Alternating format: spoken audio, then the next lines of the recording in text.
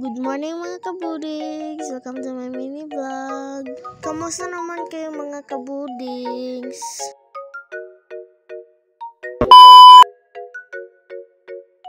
Merry Christmas and Happy New Year!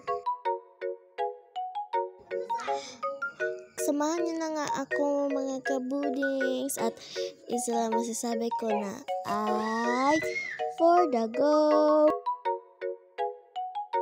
Nakikita niyo naman siguro mga ginagawa ko kabudings na nilipat ko yung kahoy sa kusina.